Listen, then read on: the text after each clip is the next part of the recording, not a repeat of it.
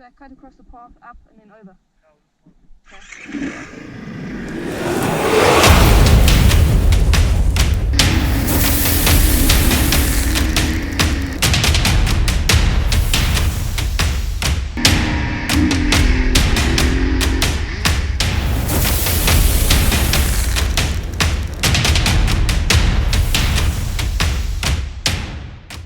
One thing we know for sure is how demanding the Dakar Rally is going to be.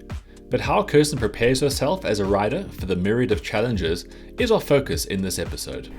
With all the training that I've got coming up, I will be switching between the two different motorbikes. So of course the rally bike, and then I have a enduro bike. It's the standard enduro bike that I've been supplied by KTM South Africa that I race on in the national series. And those bikes are nice because we can take them out in the bush and we can go the sort of terrain and the background that I come from. We ride really technical stuff, and to take the rally bike there, it won't even fit through some of the sections. So it's the discipline that I come from, and it's the racing that I do, and it's also very, very, very physically demanding, you know. So just to jump on the bike from the house here and go ride and put a trail together, I've got plenty of routes around here.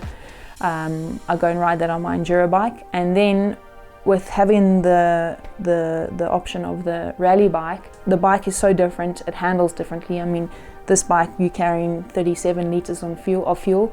The enduro bike you got only 7 litres of fuel. The weight difference, this bike weighs 180 kilos and my enduro bike weighs 115, 120 kilos. So I mean there's a 60 kg difference.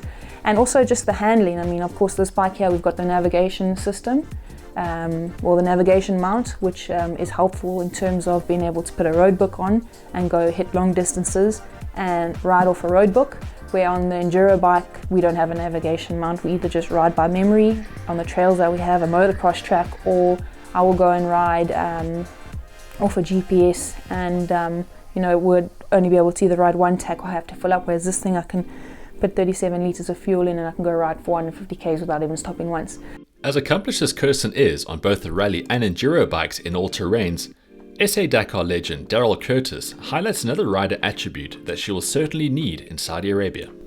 I think key preparation for a race like the Dakar is navigation, and that's what gets everybody at the end of the day. For those of the people that don't know out there, you don't get a GPS to follow, there's no track, you've got coordinates, you've got no coordinates, you've got bearings to follow. So they'll tell you to go into the Rio and follow a cap of 270 degrees for 5 kilometers and then hop out, and then you've got to find a hidden waypoint and things like that. And that really, if you can master your navigation, then you can make up a lot of time at the Dakar. This weekend I pack up and I leave for Spain, my first time to Spain, but what's even more exciting is I'm going to go train with the Dakar legend, Jordi Villadoms. He actually heads up and manages the KTM factory team, and he's got a navigation training course that he offers to Dakar riders. And Ryobi have been kind enough to send me on this trip where I can go train with him. 5 days of training on a motorbike where we just work on navigation. I'm super excited about that, and there's always room for improvement. And I know I haven't had many rides on navigation, so knowing that that's coming up, and from what I've heard from previous riders going to train with Jordi, it's a very, very intricate part of the training, so that's really exciting. Then after that I come back home straight into National Enduro, and then straight after that, that's down in Cape Town, I'll get on the rally bike and I will head up to Swakopmund in Namibia, race a race called X-Race in Namibia, and then thereafter go straight into the dunes where I'll spend a week or so training on the rally bike, riding off a cap heading and just riding as much dunes as possible, because obviously in Dakar there's going to be a lot of dunes.